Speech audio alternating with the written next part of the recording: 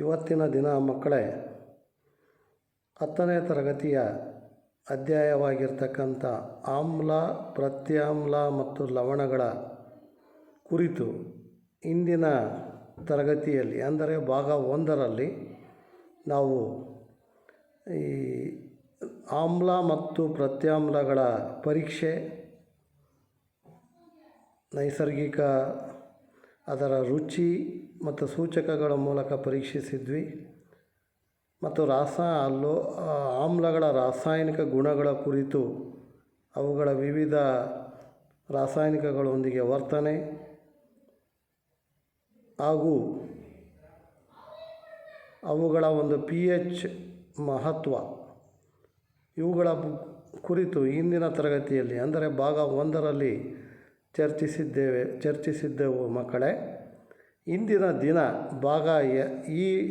ಪ್ರಸ್ತುತ ಪಾಠದಲ್ಲಿ ಭಾಗ 2ರಲ್ಲಿ ಲವಣಗಳ ಕುರಿತು ಇನ್ನಷ್ಟು ಚರ್ಚಿಸೋಣ ಮಕ್ಕಳೇ. ಈ ಲವಣಗಳು ಅಂದರೆ ಇಂದಿನ ತರಗತಿಯಲ್ಲಿ ನೀವು ತಿಳಿದಂತೆ ತಟಸ್ಥೀಕರಣ ಕ್ರಿಯೆ ಅಂದರೆ ಆಮ್ಲ ಮತ್ತು ಪ್ರತ್ಯಾಮ್ಲಗಳು ಪ್ರತಿವರ್ತಿಸಿದಾಗ ಲವಣ ಮತ್ತು ನೀರು ಉತ್ಪತ್ತಿಯಾಗುತ್ತೆ. ಇದನ್ನು ನಾವು ತಟಸ್ಥೀಕರಣ ಕ್ರಿಯೆ ಅಂತ ಹೇಳಿದ್ವಿ ಮಕ್ಕಳೇ. ಈ ರೀತಿ ಲವಣಗಳು ಉಂಟಾಗ್ತವೆ. ಆಮ್ಲ ಮತ್ತು ಪ್ರತ್ಯಾಮ್ಲಗಳ ಪ್ರತಿವರ್ತನೆಯಿಂದ ಲವಣಗಳು ಉತ್ಪತ್ತಿಯಾಗ್ತವೆ ಮಕ್ಕಳೇ. ಈ ಲವಣಗಳ ಕುಟುಂಬದಲ್ಲಿ ನಾವು ಈ ಲವಣಗಳಲ್ಲಿ 3 ರೀತಿಯ ಲವಣಗಳನ್ನು ನಾವು ನೋಡ್ಬೋದು ಮಕ್ಕಳೇ. ತಟಸ್ಥ ಲವಣ, ಆಮ್ಲೀಯ ಲವಣ ಮತ್ತು ಪ್ರತ್ಯಾಮ್ಲೀಯ ಲವಣ.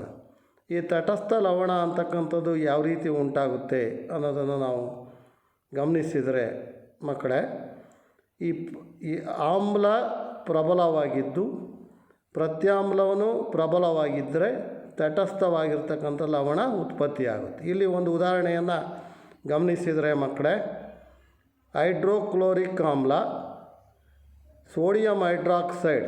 ಹೈಡ್ರೋಕ್ಲೋರಿಕ್ ಆಮ್ಲ ಒಂದು ಪ್ರಬಲ ಆಮ್ಲ, ಸೋಡಿಯಂ ಹೈಡ್ರಾಕ್ಸೈಡ್ ಒಂದು ಪ್ರಬಲ ಪ್ರತ್ಯಾಮ್ಲ. ಇವೆರಡೂ ಪ್ರತಿವರ್ತಿಸಿದಾಗ ನಮಗೆ ತಟಸ್ಥ ಲವಣ ಸೋಡಿಯಂ ಕ್ಲೋರೈಡ್, ಅಡಿಗೆ ಉಪ್ಪು ಉಂಟಾಗುತ್ತೆ ಮಕ್ಕಳೇ. ಅದೇ ರೀತಿ ಪ್ರಬಲ ಆಮ್ಲ ದುರ್ಬಲ ಪ್ರತ್ಯಾಮ್ಲ ಪ್ರತಿವರ್ತಿಸಿದಾಗ ನಮಗೆ ಆಮ್ಲೀಯ ಲವಣ ಉಂಟಾಗುತ್ತೆ ಮಕ್ಕಳೇ. ಅಂದರೆ ಪ್ರಬಲವಾಗಿರ್ತಕ್ಕಂಥ ಆಮ್ಲ ಹೈಡ್ರೋಕ್ಲೋರಿಕ್ ಆಮ್ಲ, ದುರ್ಬಲ ಪ್ರತ್ಯಾಮ್ಲ ಅಮೋನಿಯಂ ಹೈಡ್ರಾಕ್ಸೈಡ್. ಇವೆರಡೂ ವರ್ತಿಸಿದಾಗ ನಮಗೆ ಆಮ್ಲೀಯವಾಗಿರ್ತಕ್ಕಂಥ ಲವಣ ಅಂದರೆ ಅಮೋನಿಯಂ ಕ್ಲೋರೈಡ್ ಉತ್ಪತ್ತಿಯಾಗುತ್ತೆ ಮಕ್ಕಳೇ. ಅಮೋನಿಯಂ ಕ್ಲೋರೈಡ್ ಉತ್ಪತ್ತಿಯಾಗುತ್ತೆ ಮಕ್ಕಳೇ. ಅದೇ ರೀತಿ ದುರ್ಬಲವಾಗಿರ್ತಕ್ಕಂಥ ಆಮ್ಲ ಪ್ರಬಲ ಪ್ರತ್ಯಾಮ್ಲ ವರ್ತಿಸಿದಾಗ ನಮಗೆ ಪ್ರತ್ಯಾಮ್ಲೀಯ ಲವಣಗಳು ಉತ್ಪತ್ತಿಯಾಗ್ತವೆ ಮಕ್ಕಳೇ. ಅಂದರೆ ಉದಾಹರಣೆಯಲ್ಲಿ ದುರ್ಬಲವಾಗಿರ್ತಕ್ಕಂಥ ಆಮ್ಲ ಅಸಿಟಿಕ್ ಆಮ್ಲ CH3COOH ಅದರ ಒಂದು ಅಣುಸೂತ್ರ. ಪ್ರಬಲವಾಗಿರ್ತಕ್ಕಂಥ ಪ್ರತ್ಯಾಮ್ಲವಾಗಿರ್ತಕ್ಕಂಥ ಸೋಡಿಯಂ ಹೈಡ್ರಾಕ್ಸೈಡ್ ಅಂದರೆ NaOH. ಇವೆರಡೂ ವರ್ತಿಸಿದಾಗ ನಮಗೆ ಪ್ರತ್ಯಾಮ್ಲೀಯ ಲವಣವಾಗಿರ್ತಕ್ಕಂಥ ಸೋಡಿಯಂ ಅಸಿಟೇಟ್ ಅಂತಕ್ಕಂಥ ಒಂದು ಲವಣ ಬಿಡುಗಡೆ ಆಗುತ್ತೆ. ಇದು ಪ್ರತ್ಯಾಮ್ಲೀಯ ಲವಣ ಮಕ್ಕಳೇ. ಈ ರೀತಿ ನಾವು ಲವಣಗಳ ಕುಟುಂಬಗಳ ಬಗ್ಗೆ ತಿಳಿದುಕೊಂಡ್ವಿ ಮಕ್ಕಳೇ. ಈಗ ನಾವು ಸಾಮಾನ್ಯ ಉಪ್ಪು ಅಂತಂದರೆ ನೀವು ನೋಡಿದ್ದೀರಾ, ಸೋಡಿಯಂ ಕ್ಲೋರೈಡ್. ಸೋಡಿಯಂ ಕ್ಲೋರೈಡ್ ಅಂತಕ್ಕಂಥದ್ದು ಇದು ಅಡುಗೆಯಲ್ಲಿ ಬಳಸ್ತಕ್ಕಂಥ ಪ್ರಮುಖವಾಗಿರ್ತಕ್ಕಂಥ ಒಂದು ರಾಸಾಯನಿಕ. ಇದರ ಅಣುಸೂತ್ರ ಸೋಡಿಯಂ ಕ್ಲೋರೈಡ್. ಸೋಡಿಯಂ ಕ್ಲೋರೈಡ್ ಅಂತಕ್ಕಂಥದ್ದು ಒಂದು ಸ್ವಾತಂತ್ರ್ಯೋತ್ಸವದ ಒಂದು ಪ್ರಮುಖ ಸಂಕೇತ ಮಕ್ಕಳೇ. ಮಹಾತ್ಮ ಗಾಂಧೀಜಿಯವರು ಈ ದಂಡಿ ಸತ್ಯಾಗ್ರಹ ಒಂದು ಸ್ವಾತಂತ್ರ್ಯೋತ್ಸವ ಸಂದರ್ಭದಲ್ಲಿ ಮಹಾತ್ಮ ಗಾಂಧೀಜಿಯವರು ಅನುಸರಿಸಿರ್ತಕ್ಕಂಥ ಒಂದು ಹೋರಾಟ ಮಾಡಿರ್ತಕ್ಕಂಥ ಅಂದರೆ ಒಂದು ಅಹಿತಕರವಾಗಿರ್ತಕ್ಕಂಥ ಹೋರಾಟದಲ್ಲಿ ಪ್ರಮುಖವಾಗಿರ್ತಕ್ಕಂಥ ದಂಡಿ ಸತ್ಯಾಗ್ರಹದಲ್ಲಿ ಈ ಒಂದು ಸಾಮಾನ್ಯ ಉಪ್ಪಿನ ಒಂದು ಪ್ರಸ್ತುತೆ ಬರುತ್ತೆ ಮಕ್ಕಳೇ. ಅದರಲ್ಲಿ ಸಾಮಾನ್ಯ ಉಪ್ಪಿನ ಒಂದು ವಿಧಗಳು ಸಾಮಾನ್ಯ ಉಪ್ಪಿನಿಂದ ತಯಾರಿಸ್ತಕ್ಕಂಥ ರಾಸಾಯನಿಕಗಳು ಅಂತಂದರೆ ಸೋಡಿಯಂ ಹೈಡ್ರಾಕ್ಸೈಡ್, ಅಡಿಗೆ ಸೋಡಾ, ವಾಷಿಂಗ್ ಸೋಡಾ ಮತ್ತು ಚೆಲುವೆ ಪುಡಿ ಮಕ್ಕಳೇ.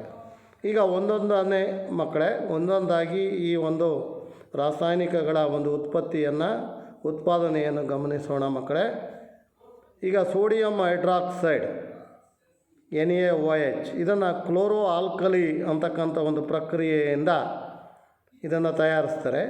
ಕ್ಲೋರೋ ಆಲ್ಕಲಿ ಅಂದರೆ ಸೋಡಿಯಂ ಕ್ಲೋರೈಡ್ನ ಜಲೀಯ ದ್ರಾವಣದ ಮೂಲಕ, ಸೋಡಿಯಂ ಕ್ಲೋರೈಡ್ನ ಜಲೀಯ ದ್ರಾವಣ ಅಂದರೆ ಬ್ರೈನ್ ದ್ರಾವಣವನ್ನು ಜಲೀಯ ದ್ರಾವಣದ ಮೂಲಕ ವಿದ್ಯುತ್ ಪ್ರವಾಹವನ್ನು ಹಾಯಿಸಿದಾಗ ಅದು ವಿಭಜನೆ ಹೊಂದಿ ಸೋಡಿಯಂ ಹೈಡ್ರಾಕ್ಸೈಡ್ ಉಂಟಾಗ್ತಕ್ಕಂಥ ಒಂದು ಪ್ರಕ್ರಿಯೆಯನ್ನು ನಾವು ಕ್ಲೋರೋ ಆಲ್ಕಲಿ ಪ್ರಕ್ರಿಯೆ ಅಂತ ಕರಿತೀವಿ ಮಕ್ಕಳೇ.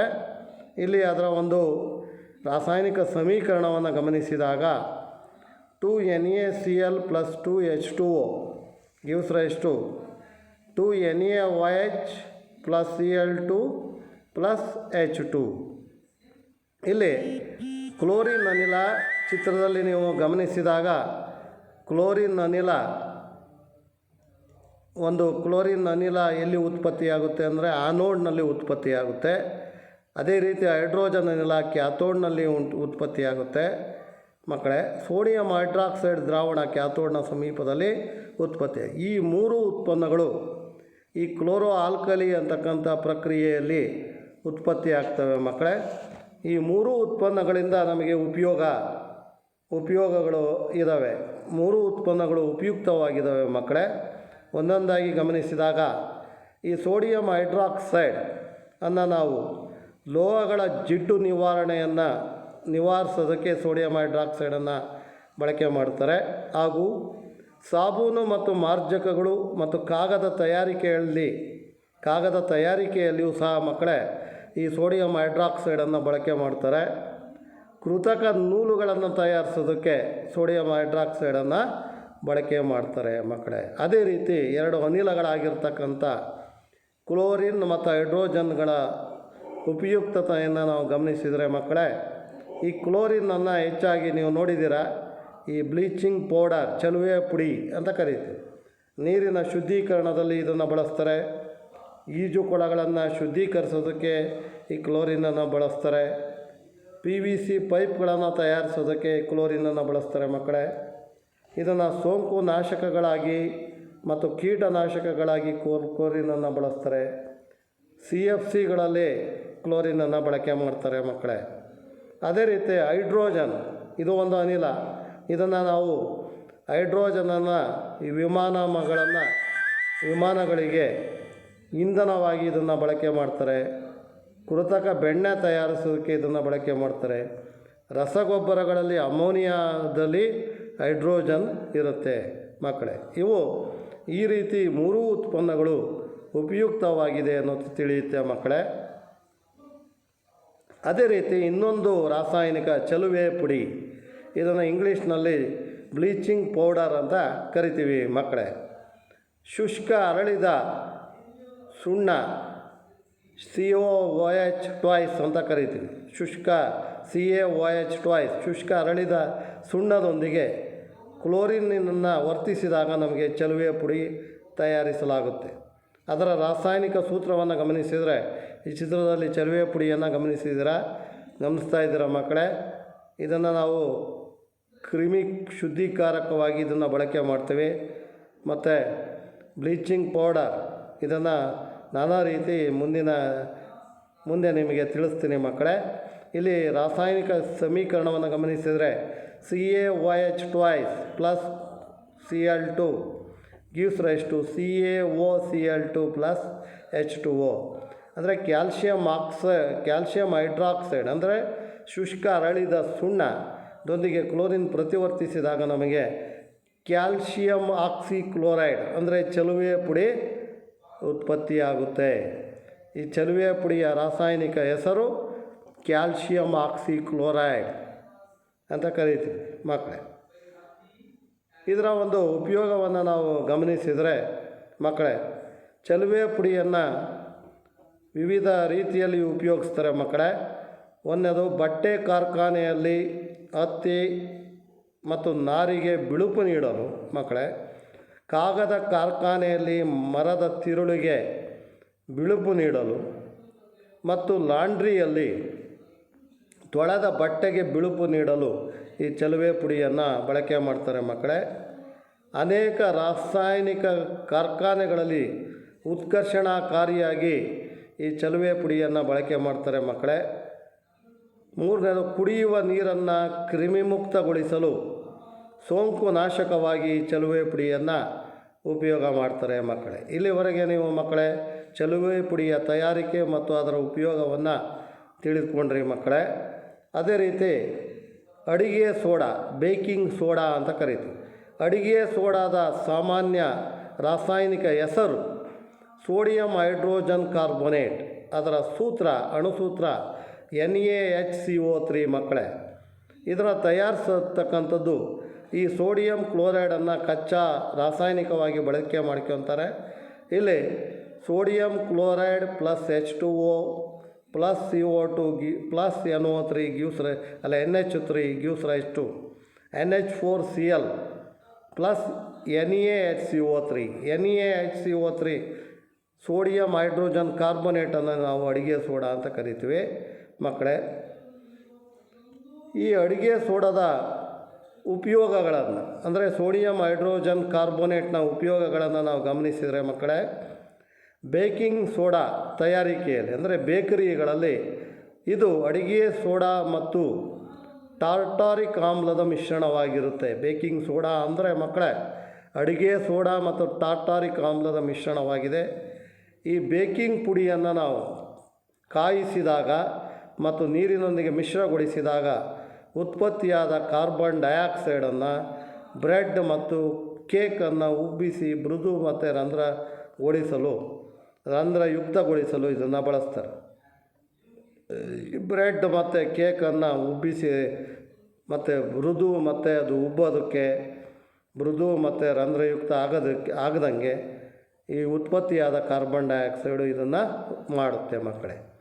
ಇದು ಕ್ಷಾರೀಯವಾಗಿದ್ದು ಈ ಅಡಿಗೆ ಸೋಡಾ NaCO3 ಜಠರದಲ್ಲಿ ಹೆಚ್ಚುವರಿ ಆಮ್ಲವನ್ನು ತಟಸ್ಥಗೊಳಿಸಲು ಮತ್ತು ಉಪಶಮನಗೊಳಿಸಲು ಇದನ್ನು ಬಳಸ್ತಾರೆ ಮಕ್ಕಳೇ. ಮತ್ತು ಬೆಂಕಿ ಆರಿಸುವ ಈ ಚಿತ್ರದಲ್ಲಿ ಗಮನಿಸ್ತಾ ಇದ್ದಾರೆ ಮಕ್ಕಳೇ, ಬೆಂಕಿ ಆರಿಸುವ ಸೋಡಾ ಆ್ಯಸಿಡ್ ಉಪಕರಣಗಳಲ್ಲಿ ಸೋಡಿಯಂ ಹೈಡ್ರೋಜನ್ ಕಾರ್ಬೋನೇಟನ್ನು ಅಂದರೆ ಅಡಿಗೆ ಸೋಡಾವನ್ನು ಬಳಕೆ ಮಾಡ್ತಾರೆ ಮಕ್ಕಳೇ. ಇವು ಅಡಿಗೆ ಸೋಡಾದ ಉಪಯೋಗಗಳು ಮಕ್ಕಳೇ. ಅದೇ ರೀತಿ ವಾಷಿಂಗ್ ಸೋಡಾ ಅಂದರೆ ಸೋಡಿಯಂ ಕಾರ್ಬೋನೇಟ್. ಇದರ ವಾಷಿಂಗ್ ಸೋಡಾದ ರಾಸಾಯನಿಕ ಹೆಸರು ಸೋಡಿಯಂ ಕಾರ್ಬೋನೇಟ್.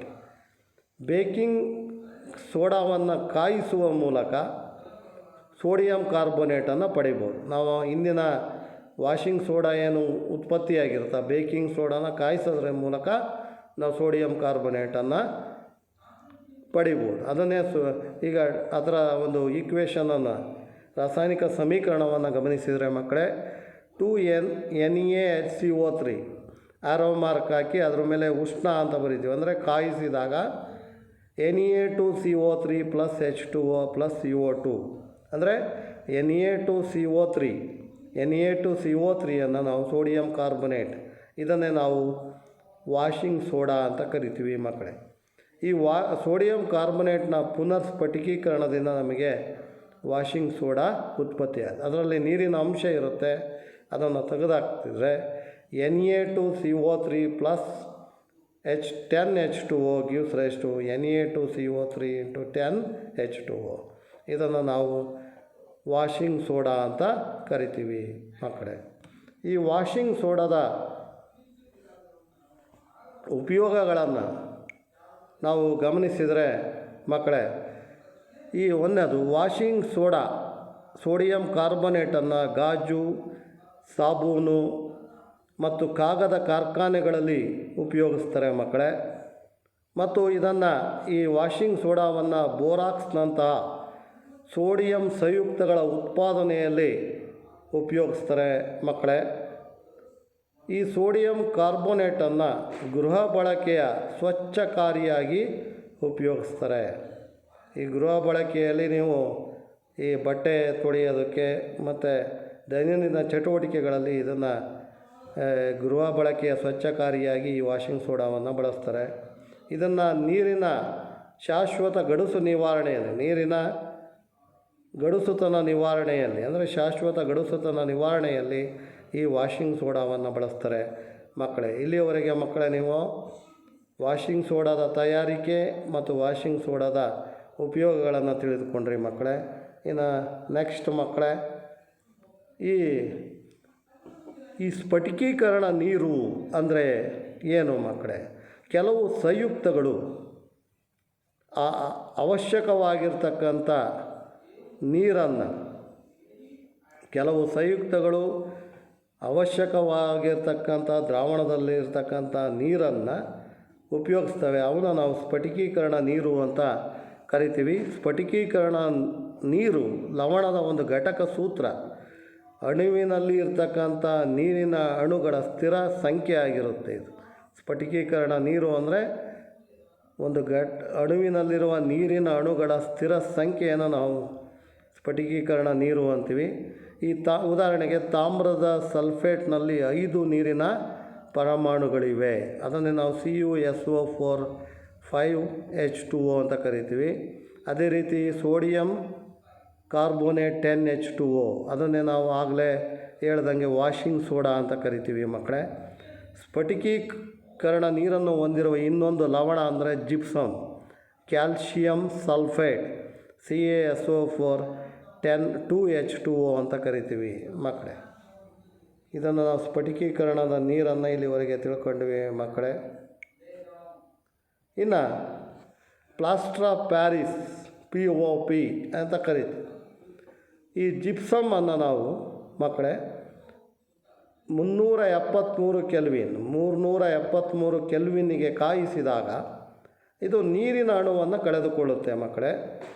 ಅದು ನೀರಿನ ಅಣುವನ್ನು ಕಳೆದುಕೊಳ್ಳೋದ್ರ ಮೂಲಕ ಕ್ಯಾಲ್ಶಿಯಂ ಸಲ್ಫೇಟ್ ಎಮಿಹೈಡ್ರೇಟ್ ಆಗುತ್ತೆ.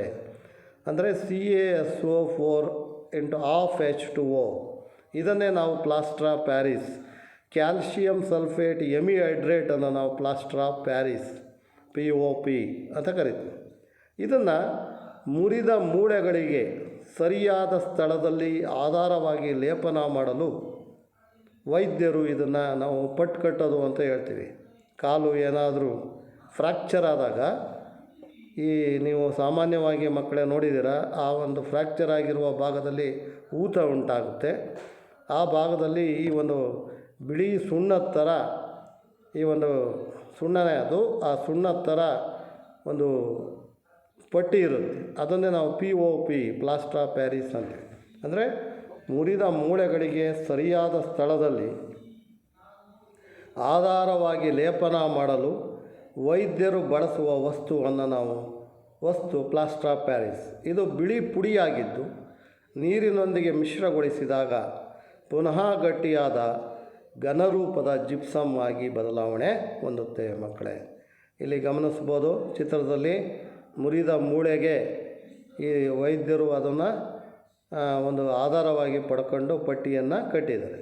ಅಂದರೆ ಇದರ ರಾಸಾಯನಿಕ ಸಮೀಕರಣವನ್ನು ಗಮನಿಸಿದಾಗ ಮಕ್ಕಳೇ, CaSO4 ½ ಪ್ಲಾಸ್ಟರ್ ಆಫ್ ಪ್ಯಾರಿಸನ್ನು ನೀರಿನೊಂದಿಗೆ ಮಿಶ್ರಗೊಳಿಸಿದಾಗ ನಮಗೆ CaSO4 2H2O ಅಂತಕ್ಕಂಥ ಒಂದು ಜಿಪ್ಸಮ್, ಘನರೂಪದ ಜಿಪ್ಸಮ್ ಉಂಟಾಗುತ್ತೆ. ಆವಾಗ ಅದು ಗಟ್ಟಿಯಾಗುತ್ತೆ ಮಕ್ಕಳೇ.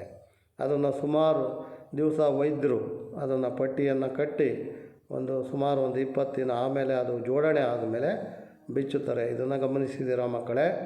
ಅದನ್ನೇ ನಾವು ಪ್ಲಾಸ್ಟರ್ ಆಫ್ ಪ್ಯಾರಿಸ್ ಅಂತ ಕರಿತೀವಿ. ಇದನ್ನು ಮತ್ತೆ ಈ ಒಂದು ಪ್ಲಾಸ್ಟರ್ ಆಫ್ ಪ್ಯಾರಿಸನ್ನು ಮಕ್ಕಳು ಆಡ್ತಕ್ಕಂಥ ಆಟಿಕೆ ತಯಾರಿಕೆಗಳಲ್ಲಿ, ಅಲಂಕಾರಿಕ ವಸ್ತುಗಳ ತಯಾರಿಕೆಯಲ್ಲಿ, ಮನೆಯಲ್ಲಿ ಅಲಂಕಾರಿಕ ವಸ್ತುಗಳು, ಮನೆಯ ಮೇಲ್ಛಾವಣಿಯಲ್ಲಿ ನುಣುಪಾದ ಮೇಲ್ಮೈ POPಯನ್ನು ನಿರ್ಮಿಸೋದಕ್ಕೆ ಈ ಒಂದು ಪ್ಲಾಸ್ಟರ್ ಆಫ್ ಪ್ಯಾರಿಸನ್ನು ನೀವು ಬಳಸೋದನ್ನು ಗಮನಿಸಿದ್ದೀರ ಮಕ್ಕಳೇ? ಇನ್ನು ಇಲ್ಲಿವರೆಗೆ ನಾವು ಮಕ್ಕಳೇ ಒಂದು ಲವಣಗಳ ಬಗ್ಗೆ ಇನ್ನಷ್ಟು, ಅಂದರೆ ಲವಣಗಳ ಯಾವ ರೀತಿ ಲವಣಗಳ ವಿಧಗಳು, ಈ ಸಾಮಾನ್ಯ ಉಪ್ಪಿನಿಂದ ತಯಾರಿಸ್ತಕ್ಕಂಥ ಸೋಡಿಯಂ ಹೈಡ್ರಾಕ್ಸೈಡ್, ಅಡುಗೆ ಸೋಡಾ, ವಾಷಿಂಗ್ ಸೋಡಾ ಮತ್ತು ಚೆಲುವೆ ಪುಡಿ, ಈ ಎಲ್ಲ ರಾಸಾಯನಿಕಗಳ ತಯಾರಿಕೆ ಮತ್ತು ಉಪಯೋಗಗಳನ್ನು ಬಗ್ಗೆ ಸವಿಸ್ತಾರವಾಗಿ ತಿಳ್ಕೊಂಡಿದ್ದೀರಾ ಅಂತ ತಿಳ್ಕೊಂಡಿರ್ತೀವಿ ಮಕ್ಕಳೇ. ನೆಕ್ಸ್ಟ್ ಈಗ ಈ ಒಂದು ಅಧ್ಯಾಯಕ್ಕೆ ಸಂಬಂಧಿಸಿರ್ತಕ್ಕಂಥ ಆಮ್ಲಗಳು, ಪ್ರತ್ಯಾಮ್ಲಗಳು ಮತ್ತು ಲವಣಗಳು, ಈ ಪ್ರಸ್ತುತ ಅಧ್ಯಾಯಕ್ಕೆ ಸಂಬಂಧಿಸಿರ್ತಕ್ಕಂಥ ಕೆಲವು ಪ್ರಮುಖ ಪ್ರಶ್ನೋತ್ತರಗಳನ್ನು ತಿಳ್ಕೊಳ್ಳೋಣ ಮಕ್ಕಳೇ. ಈಗ ಸಾಮಾನ್ಯವಾಗಿ ಮೊದಲಿಗೆ ಬಹು ಆಯ್ಕೆ ಪ್ರಶ್ನೆಗಳು. ಸಾಮಾನ್ಯ ಸೂಚಕವಾಗಿ ಬಳಸುವ ಲಿಟ್ಮಸ್ ದ್ರಾವಣದ ಪಿ ಎಚ್ ಅಂದರೆ ಪವರ್ ಆಫ್ ಹೈಡ್ರೋಜನ್ ಅಂತ ಕರಿತೀವಿ ಮಕ್ಕಳೇ. ಈ ಲಿಟ್ಮಸ್ ದ್ರಾವಣ ಅಂತಂದರೆ ಅದು ಯೂಶಲಿ ಅದು ತಟಸ್ಥ ದ್ರಾವಣ. ಅದರ ಪಿ ಎಚ್ ಯಾವಾಗಲೂ 7. ಇಲ್ಲಿ ಎ 4 ಕೊಟ್ಟಿದ್ದಾರೆ, ಬಿ 7, ಸಿ 9, ಡಿ 12 ಆಗಿರುತ್ತೆ ಮಕ್ಕಳೇ.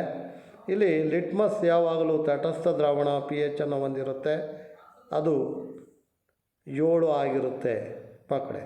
ಹಿಂದಿನ ಒಂದು ಭಾಗದಲ್ಲಿ ನೀವು ಇದನ್ನು ಕಲ್ತಿದ್ದೀರಿ ಮಕ್ಕಳೇ. ಅದೇ ರೀತಿ ಇವುಗಳಲ್ಲಿ ಕ್ಯಾಲ್ಶಿಯಂ ಕಾರ್ಬೋನೇಟ್ನ ರೂಪವಲ್ಲದಿರುವುದು ಎ ಜಿಪ್ಸಮ್, ಬಿ ಸುಣ್ಣದ ಕಲ್ಲು, ಸಿ ಸೀಮೆ ಸುಣ್ಣ, ಅಮೃತ ಶಿಲೆ. ಇಲ್ಲಿ ನೀವು ಈ ಕ್ಯಾಲ್ಶಿಯಂ ಕಾರ್ಬೋನೇಟ್ ರೂಪದಲ್ಲಿ ಈ ಸುಣ್ಣದ ಕಲ್ಲು, ಸೀಮೆ ಸುಣ್ಣ, ಅಮೃತ ಶಿಲೆ ಇವೆಲ್ಲವೂ ಕ್ಯಾಲ್ಶಿಯಂ ಕಾರ್ಬೋನೇಟ್ನ ರೂಪ ಆಗಿರುತ್ತೆ. ಈ ಜಿಪ್ಸಮ್ ಅನ್ನೋದು ಕ್ಯಾಲ್ಶಿಯಂ ಸಲ್ಫೇಟ್.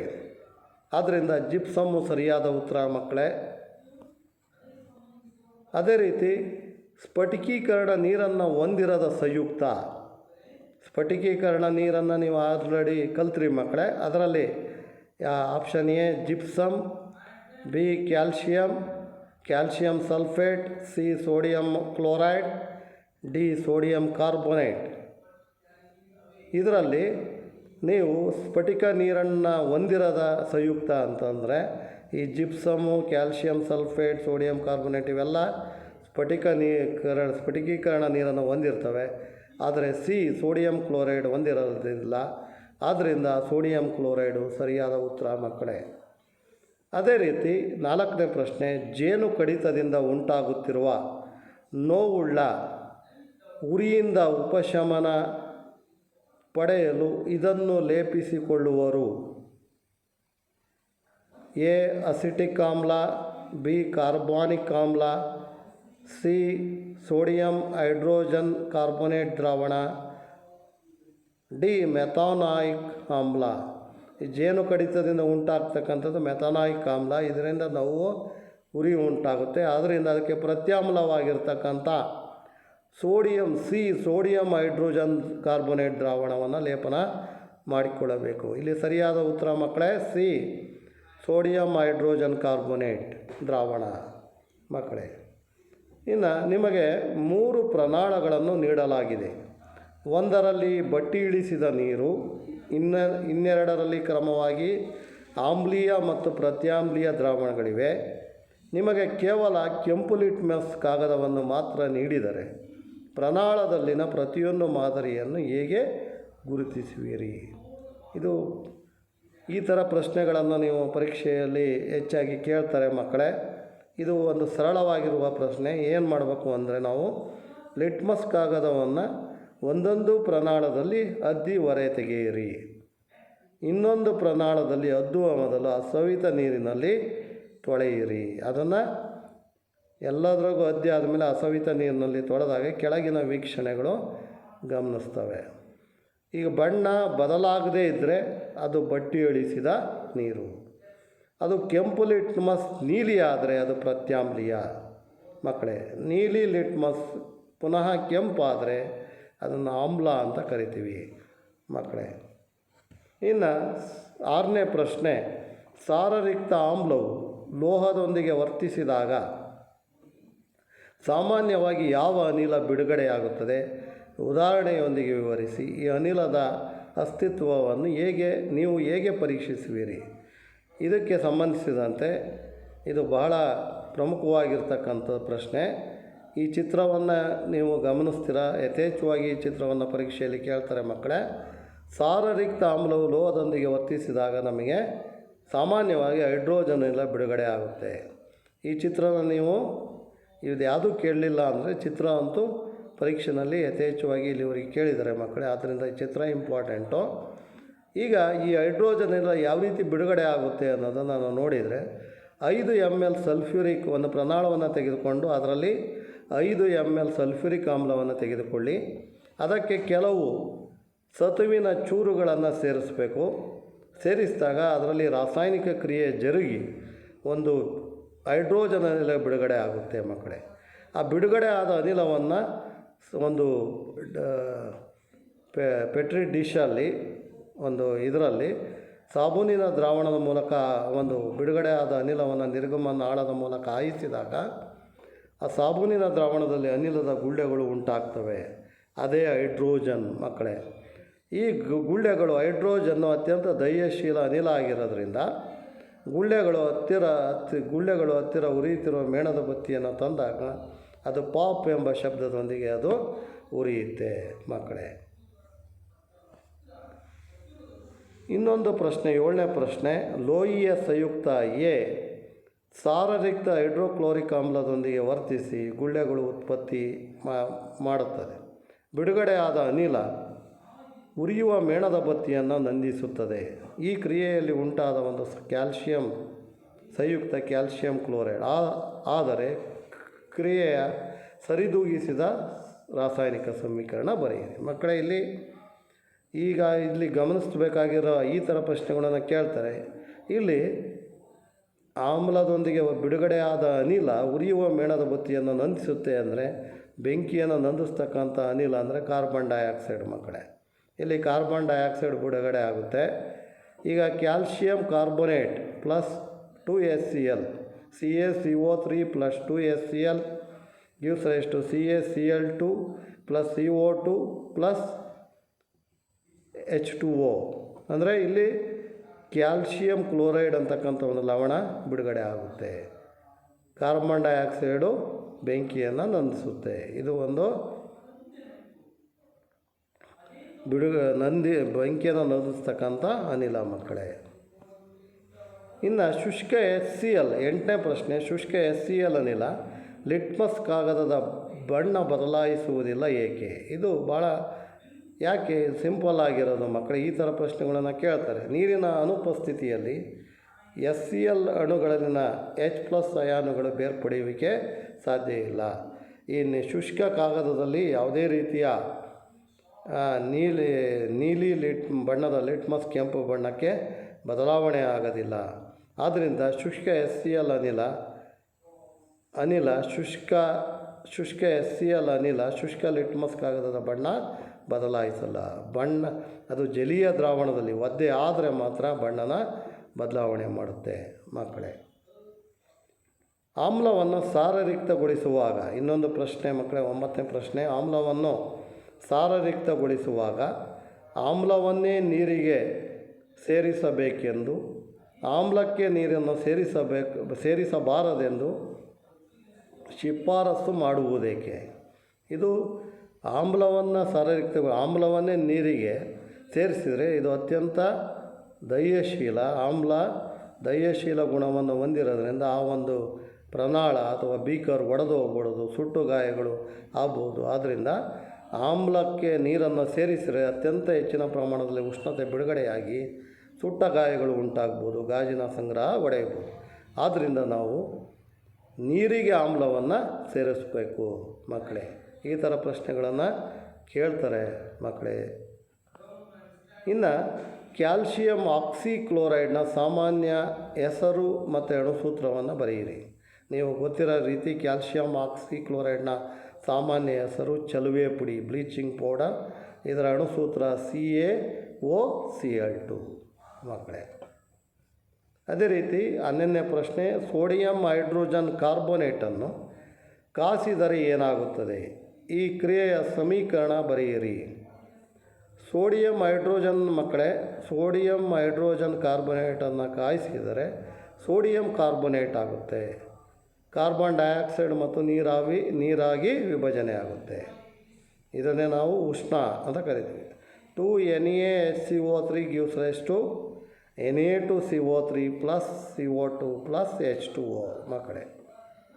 ಇನ್ನು 12ನೇ ಪ್ರಶ್ನೆಯನ್ನು ಗಮನಿಸಿದರೆ, ಮಳೆ ನೀರು ವಿದ್ಯುತ್ ಪ್ರವಾಹವನ್ನು ಹರಿಯಲು ಬಿಡುತ್ತದೆ, ಆದರೆ ಅಸವಿತ ನೀರು ಬಿಡುವುದಿಲ್ಲ ಏಕೆ? ಇದು ಒಂದು ಪ್ರಮುಖವಾಗಿರ್ತಕ್ಕಂಥ ಪ್ರಶ್ನೆ. ಇದನ್ನು ಪರೀಕ್ಷೆಯಲ್ಲಿ ಯಥೇಚ್ಛವಾಗಿ ಕೇಳ್ತಾರೆ ಮಕ್ಕಳೇ. ಮಳೆ ನೀರಿನಲ್ಲಿ ಕರಗಿರುವ ಲವಣಗಳಿದ್ದು, ಕರಗಿರುವ ಲವಣಗಳು ಯಥೇಚ್ಛವಾಗಿರೋದ್ರಿಂದ ಅವು ಅಯಾನುಗಳಾಗಿ ವಿಭಜನೆಗೊಳ್ತವೆ. ಆದ್ದರಿಂದ ವಿದ್ಯುತ್ ಪ್ರವಾಹ ಅವುಗಳಲ್ಲಿ ಉಂಟಾಗುತ್ತೆ. ಆದರೆ ಶುದ್ಧ ನೀರು, ಅಸವಿತ ನೀರಿನಲ್ಲಿ ಯಾವುದೇ ಅಯಾನುಗಳು ಇರೋದಿಲ್ಲ. ಇದರಿಂದ ವಿದ್ಯುತ್ ಪ್ರವಾಹ ಹರಿಯಲು ಬಿಡೋದಿಲ್ಲ. ಆ ಚಿತ್ರದಲ್ಲಿ ಗಮನಿಸಿದರೆ ಒಂದು ಕಡೆ ವಿದ್ಯುತ್ ಬಲ್ಬ್ ಹತ್ತಿದೆ, ಅಂದರೆ ಮಳೆ ನೀರಿನಲ್ಲಿ ಕರಗಿರುವ ಅಯಾನುಗಳು ವಿದ್ಯುತ್ ಪ್ರವಾಹವನ್ನು ಉಂಟು ಮಾಡ್ತವೆ ವಿಭಜನೆಯಾಗಿ. ಇನ್ನು ಅಸವಿತ ನೀರಿನಲ್ಲಿ ಯಾವುದೇ ಅಯಾನುಗಳು ಉಂಟಾಗದೇ ಇರೋದರಿಂದ ಅಲ್ಲಿ ವಿದ್ಯುತ್ ಪ್ರವಾಹ ಉಂಟಾಗೋದಿಲ್ಲ ಮಕ್ಕಳೇ. ಇನ್ನು 13ನೇ ಪ್ರಶ್ನೆ, ABCD ಮತ್ತು E ಈ 5 ದ್ರಾವಣಗಳನ್ನು ಸಾರ್ವತ್ರಿಕ ಸೂಚಕದಿಂದ ಅಂದರೆ pH ಇಂದ ಪರೀಕ್ಷಿಸಿದಾಗ ಅನುಕ್ರಮವಾಗಿ 4, 1, 11, 7 ಮತ್ತು 9 pH ತೋರಿಸಿವೆ. ಯಾವ ದ್ರಾವಣವು ತಟಸ್ಥ, A ತಟಸ್ಥ, B ಪ್ರಬಲವಾಗಿ ಪ್ರತ್ಯಾಮ್ಲೀಯ, C ಪ್ರಬಲವಾಗಿ ಆಮ್ಲೀಯ, D ದುರ್ಬಲವಾಗಿ ಆಮ್ಲೀಯ, E ದುರ್ಬಲವಾಗಿ ಪ್ರತ್ಯಾಮ್ಲೀಯ? pH ಅನ್ನು ಹೈಡ್ರೋಜನ್ ಅಯಾನುಗಳ ಸಾರತೆಯು ಏರಿಕೆ ಕ್ರಮದಲ್ಲಿ ಬರೆಯಿರಿ. ಇದು ಇಂಪಾರ್ಟೆಂಟ್ ಇಲ್ಲಿ. ಈಗ ಇದರಲ್ಲಿ ನಾವು ತಟಸ್ಥ ಅಂದರೆ ಇಲ್ಲಿ pH ಸ್ಕೇಲನ್ನು ಗಮನಿಸಿದರೆ 7 ತಟಸ್ಥ, 1ರಿಂದ 6.9 ನಾವು ಆಮ್ಲೀಯ ಅಂತ ಕರಿತೀವಿ, 7.1ರಿಂದ 14ರವರೆಗೆ ಪ್ರತ್ಯಾಮ್ಲೀಯ ಅಂತ ಕರಿತೀವಿ. ಇದು ಗೊತ್ತಿದೆ ಮಕ್ಕಳೇ ನಿಮಗೆ. ಇಲ್ಲಿ ತಟಸ್ಥ ಅಂತಕ್ಕಂಥದ್ದು 7, ಅದರ ಕ್ರಮ ಸಂಖ್ಯೆ ನಮಗೆ 7 ಅಂದರೆ D. ಮತ್ತು B ಪ್ರಬಲವಾಗಿ ಪ್ರತ್ಯಾಮ್ಲೀಯ, ಈ ಕೊಟ್ಟಿರ್ತಕ್ಕಂಥದ್ರಲ್ಲಿ ಪ್ರಬಲವಾಗಿ ಪ್ರತ್ಯಾಮ್ಲೀಯ ಅಂತಕ್ಕಂಥದ್ದು ಯಾವುದು ಅಂತ ಅಂದರೆ, ಪ್ರಬಲವಾಗಿ ಪ್ರತ್ಯಾಮ್ಲೀಯ ಅಂತಂದರೆ 11 ಕೊಟ್ಟಿರೋದ್ರಲ್ಲಿ, ಅದರ ಒಂದು ಸಂಖ್ಯೆ ಅನುಕ್ರಮ ಸಂಖ್ಯೆ C. ಅದೇ ರೀತಿ ಪ್ರಬಲವಾಗಿ ಆಮ್ಲೀಯ ಅಂತಕ್ಕಂಥದ್ದು ಸಿಯಲ್ಲಿ ಬಿ ಅದೇ 1 ಪ್ರಬಲವಾಗಿ ಆಮ್ಲೀಯ, ಅದು B ಸಂಖ್ಯೆ B. ಅದೇ ರೀತಿ ದುರ್ಬಲವಾಗಿ ಆಮ್ಲೀಯ ಕೊಟ್ಟಿರೋದ್ರಲ್ಲಿ 4, ಅದರ ಒಂದು ಕ್ರಮ ಸಂಖ್ಯೆ A.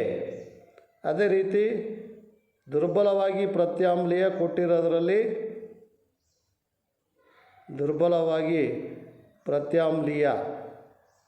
ಅಂತಕ್ಕಂಥದ್ದು ಕೊಟ್ಟಿರೋದ್ರಲ್ಲಿ E 9, ಅದರ ಕ್ರಮ ಸಂಖ್ಯೆ E. ಈ ರೀತಿ pH ಅನ್ನು ನಾವು ಹೈಡ್ರೋಜನ್ಗಳ ಸಾರತೆಯಲ್ಲಿ, ಅಂದರೆ pH ಒಂದು ಹೈಡ್ರೋಜನ್ಗಳ ಸಾರತೆ ಹೆಚ್ಚಾದಂಗೆ pH ಮೌಲ್ಯ ಜಾಸ್ತಿ ಆಗುತ್ತೆ. ಇಲ್ಲಿ ಹೈಡ್ರೋಜನ್ಗಳ ಸಾರತೆಯನ್ನು ನಾವು ಏರಿಕೆ ಕ್ರಮದಲ್ಲಿ ಬರೆದಾಗ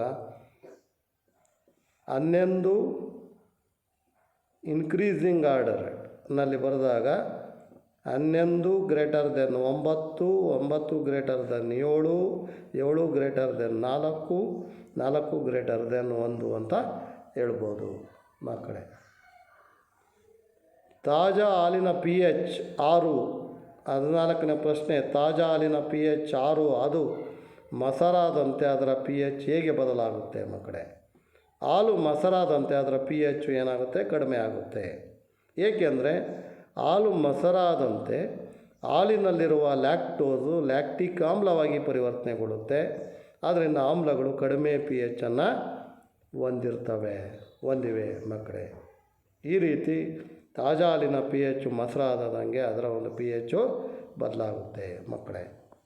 ಇನ್ನು 15ನೇ ಪ್ರಶ್ನೆ, ಒಬ್ಬ ಹಾಲು ಮಾರುವವನು ತಾಜಾ ಹಾಲಿಗೆ ಅತ್ಯಲ್ಪ ಪ್ರಮಾಣದ ಅಡಿಗೆ ಸೋಡಾ ಸೇರಿಸುತ್ತಾರೆ. ಅವನು ತಾಜಾ ಹಾಲಿನ pH ಅನ್ನು 6ರಿಂದ ಸ್ವಲ್ಪ ಕ್ಷಾರೀಯದ ಕಡೆಗೆ ಏಕೆ ಬದಲಾಯಿಸುತ್ತಾನೆ? B ಮಕ್ಕಳೇ, ಈ ಹಾಲು ಮೊಸರಾಗಲು ಹೆಚ್ಚು ಸಮಯವನ್ನು ತೆಗೆದುಕೊಳ್ಳುವುದೇಕೆ? ಈ ರೀತಿಯ ಪ್ರಶ್ನೆಗಳನ್ನು ಕೇಳ್ತವೆ. ಹಾಲಿನ ತಾಜಾ ಹಾಲಿನ ಕ್ಷಾರೀಯದ ಕಡೆಗೆ ಏಕೆ ಬದಲಾಯಿಸ್ತಾನೆ ಅಂದರೆ ಮಕ್ಕಳೇ, ಹಾಲಿನ ಸಂಗ್ರಹ ಯೋಗ್ಯ ಅವಧಿಯನ್ನು ಹೆಚ್ಚಿಸಲು ಅವನು ತಾಜಾ ಹಾಲಿನ pH 6ರಿಂದ ಕ್ಷಾರೀಯದ ಕಡೆಗೆ, ಅಂದರೆ 6ರಿಂದ ಹೆಚ್ಚು ಮಾಡ್ದಂಗೆ, 14ವರೆಗೂ 7ರ ಮೇಲೆ ಹೆಚ್ಚು ಮಾಡ್ದಂಗೆ ಅದರ ಸಂಗ್ರಹ ಯೋಗ್ಯ ಅವಧಿ ಹೆಚ್ಚಾಗೋದ್ರಿಂದ pH 6ರಿಂದ ಹೆಚ್ಚು ಕ್ಷಾರೀಯದ ಕಡೆಗೆ ಬದಲಾಯಿಸ್ತಾನೆ. ಅಂದರೆ ಅದಕ್ಕೆ ಅಡುಗೆ ಸೋಡಾವನ್ನು ಸೇರಿಸ್ತಾನೆ. ಹಾಲು ಕ್ಷಾರೀಯವಾದಂತೆ ಅದು ಮೊಸರಾಗಲು ಹೆಚ್ಚು ಸಮಯ ತೆಗೆದುಕೊಳ್ಳುತ್ತೆ ಮಕ್ಕಳೇ. ಈ 16ನೇ ಪ್ರಶ್ನೆ, ಪ್ಲಾಸ್ಟರ್ ಆಫ್ ಪ್ಯಾರಿಸನ್ನು ತೇವಾಂಶ ನಿರೋಧಕ ಸಂಗ್ರಾಹಕದಲ್ಲಿ ಸಂಗ್ರಹಿಸಿಡಬೇಕು ಏಕೆ? ಕಾರಣ ಕೊಡಿ ಮಕ್ಕಳೇ. ಈ ಪ್ಲಾಸ್ಟರ್ ಆಫ್ ಪ್ಯಾರಿಸು ತೇವಾಂಶವನ್ನು ಹೀರಿಕೊಂಡ್ರೆ ಅದು ಗಟ್ಟಿಯಾದ ಘನರೂಪದ ಜಿಪ್ಸಮ್ ಆಗುತ್ತೆ.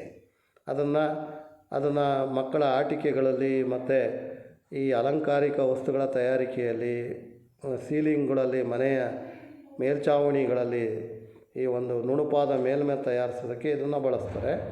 ಆದ್ದರಿಂದ ಇದು ತೇವಾಂಶವನ್ನು ಹೀರ್ಕೊಂಡ್ಬಿಟ್ರೆ ಅದು ಗಟ್ಟಿಯಾದ ಘನರೂಪದ ಜಿಪ್ಸಮ್ ಆಗುತ್ತೆ. ಹಾಗಾಗಿ ತೇವಾಂಶ ನಿರೋಧಕ ಸಂಗ್ರಾಹಕದಲ್ಲಿ ಇದನ್ನು ಸಂಗ್ರಹಿಸ್ತಾರೆ. ಅಂದರೆ ಈಕ್ವೇಷನ್ನು CaSO4 half H2O plus 1.5 H2O gives rise to CaSO4 2H2O. CaSO4 2H2O ಅಂದರೆ ಜಿಪ್ಸಮ್ ಮಕ್ಕಳೇ. ತಟಸ್ಥೀಕರಣ ಕ್ರಿಯೆ ಎಂದರೇನು? 17ನೇ ಪ್ರಶ್ನೆ, ತಟಸ್ಥೀಕರಣ ಕ್ರಿಯೆ ಎಂದರೇನು? ಇದರ ಸಾಮಾನ್ಯೀಕರಿಸಿದ ಸಮೀಕರಣ ಬರೆಯಿರಿ. ಈ ಪ್ರಶ್ನೆ ಇಂಪಾರ್ಟೆಂಟ್ ಮಕ್ಕಳೇ. ಆಮ್ಲ ಮತ್ತು ಪ್ರತ್ಯಾಮ್ಲಗಳ ಪ್ರತಿವರ್ತನೆಯಿಂದ ಲವಣ ಮತ್ತು ನೀರು ಉಂಟಾಗುವುದಕ್ಕೆ ನಾವು ತಟಸ್ಥೀಕರಣ ಕ್ರಿಯೆ ಅಂತ ಕರಿತೀವಿ ಮಕ್ಕಳೇ. ಇದು ಗೊತ್ತಿದೆ ನಿಮಗೆ. ಆಮ್ಲ ಪ್ಲಸ್ ಪ್ರತ್ಯಾಮ್ಲ ಗಿವ್ಸ್ ರೈಸ್ ಟು ಲವಣ ಪ್ಲಸ್ ನೀರು. HCl plus NaOH gives rise to NaCl plus H2O. ಈ 18ನೇ ಪ್ರಶ್ನೆ, ವಾಷಿಂಗ್ ಸೋಡಾ ಮತ್ತು ಅಡುಗೆ ಸೋಡಾಗಳ ಎರಡೆರಡು ಉಪಯೋಗಗಳನ್ನು ಬರೆಯಿರಿ. ಮೊದಲಿಗೆ ಮಕ್ಕಳೇ, ವಾಷಿಂಗ್ ಸೋಡಾ ಇದನ್ನು ನೀವು ಆಗಲೇ ತಿಳ್ಕೊಂಡಾಗೆ ಗಾಜು, ಸಾಬೂನು ಮತ್ತು ಕಾಗದ ತಯಾರಿಕೆಯಲ್ಲಿ ವಾಷಿಂಗ್ ಸೋಡಾವನ್ನು ಬಳಸ್ತಾರೆ. ಬೋರಾಕ್ಸ್ನಂತಹ ಸೋಡಿಯಂ ಸಂಯುಕ್ತಗಳ ಉತ್ಪಾದನೆಯಲ್ಲಿ ಇದನ್ನು ಬಳಸ್ತಾರೆ. ಆಮೇಲೆ ಅಡುಗೆ ಸೋಡಾವನ್ನು ಆಮ್ಲಶಾಮಕವಾಗಿ ಬಳಸ್ತಾರೆ. ಬೆಂಕಿ ಆರಿಸುವ ಸೋಡಾ ಆಸಿಡ್ ಉಪಕರಣಗಳಲ್ಲಿ, ಚಿತ್ರದಲ್ಲಿ ತೋರಿಸುವಂತೆ ಬೆಂಕಿ ಆರಿಸುವ ಸೋಡಾ ಆಸಿಡ್ ಉಪಕರಣಗಳಲ್ಲಿ ಅಡುಗೆ ಸೋಡಾವನ್ನು ಬಳಸ್ತಾರೆ ಮಕ್ಕಳೇ. ಈ ಕ್ಲೋರೋ ಆಲ್ಕಲಿ ಪ್ರಕ್ರಿಯೆ ಎಂದರೇನು? ಇಲ್ಲಿ ಬಿಡುಗಡೆಯಾಗುವ 2 ಅನಿಲಗಳು ಯಾವುವು? ಆಗಲೇ ಹೇಳ್ದಂಗೆ ಸೋಡಿಯಂ ಕ್ಲೋರೈಡ್ ಅಂದರೆ ಬ್ರೈನ್ ದ್ರಾವಣದ ಜಲೀಯ ದ್ರಾವಣದ ಮೂಲಕ ವಿದ್ಯುತ್ ಹಾಯಿಸಿದಾಗ ಅದು ವಿಭಜನೆಗೊಂಡು ಸೋಡಿಯಂ ಹೈಡ್ರಾಕ್ಸೈಡ್ ಉಂಟಾಗುವ ಪ್ರಕ್ರಿಯೆಯನ್ನು ನಾವು ಕ್ಲೋರೋ ಆಲ್ಕಲಿ ಪ್ರಕ್ರಿಯೆ ಅಂತ ನಾವು ಆಲ್ರೆಡಿ ಹೇಳಿದ್ವಿ ಮಕ್ಕಳೇ. ಈ ಸೋಡಿಯಂ ಕ್ಲೋರೈಡ್ನ ದ್ರಾವಣದ ಮೇಲೆ ಜಲೀಯ ದ್ರಾವಣವನ್ನು ನೀರನ್ನು ಹಾಯಿಸಿದಾಗ, ಜಲೀಯ ದ್ರಾವಣದ ಮೂಲಕ ನೀರಿನ ಮೂಲಕ ವಿದ್ಯುತ್ತನ್ನು ಹಾಯಿಸಿದಾಗ ಅದು ವಿಭಜನೆಗೊಂಡು ಸೋಡಿಯಂ ಹೈಡ್ರಾಕ್ಸೈಡ್ ಉಂಟಾಗುತ್ತೆ. ಈ ಪ್ರಕ್ರಿಯೆಯನ್ನು ನಾವು ಕ್ಲೋರೋ ಆಲ್ಕಲಿ ಅಂತ ಕರಿತೀವಿ ಮಕ್ಕಳೇ. ಕ್ಲೋರೋ ಆಲ್ಕಲಿ ಪ್ರಕ್ರಿಯೆ ಅಂತೀವಿ.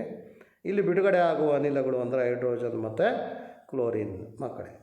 ಇನ್ನು ಕೊನೆಯ ಪ್ರಶ್ನೆ, ಸ್ಫಟಿಕೀಕರಣ ನೀರು ಅಂದರೆ ಏನು ಮಕ್ಕಳೇ? ಕೆಲವು ಸಂಯುಕ್ತಗಳ ಸ್ಫಟಿಕ ರಚನೆಯ ಅವಶ್ಯಕ ಭಾಗವಾಗಿರುವ ನೀರಿನ ಅಣುಗಳಿಗೆ ಸ್ಫಟಿಕೀಕರಣ ನೀರು ಅಂತ ಕರಿತೀವಿ. ಕೆಲವು ಸಂಯುಕ್ತಗಳ ಸ್ಫಟಿಕ ರಚನೆ, ಅದು ಸ್ಫಟಿಕ ರಚನೆ ಆಗೋಕ್ಕೆ ಅವಶ್ಯಕ ಭಾಗವಾಗಿರುವ ನೀರಿನ ಅಣುಗಳಿಗೆ ನಾವು ಸ್ಫಟಿಕೀಕರಣ ನೀರು ಅಂತ ಕರಿತೀವಿ ಮಕ್ಕಳೇ. ಇಲ್ಲಿಯವರೆಗೆ ನೀವು ಮಕ್ಕಳೇ ಕೆಲವು ಈ ಒಂದು ಅಧ್ಯಾಯಕ್ಕೆ ಆಮ್ಲ, ಪ್ರತ್ಯಾಮ್ಲಗಳು ಮತ್ತು ಲವಣಗಳು ಈ ಅಧ್ಯಾಯಕ್ಕೆ ಸಂಬಂಧಿಸಿರುವ ಕೆಲವು ಪ್ರಮುಖ ಪ್ರಶ್ನೋತ್ತರಗಳ ಬಗ್ಗೆ ಇಲ್ಲಿವರೆಗೆ ಮಕ್ಕಳೇ ಚರ್ಚಿಸಿದ್ವಿ. ಧನ್ಯವಾದಗಳು.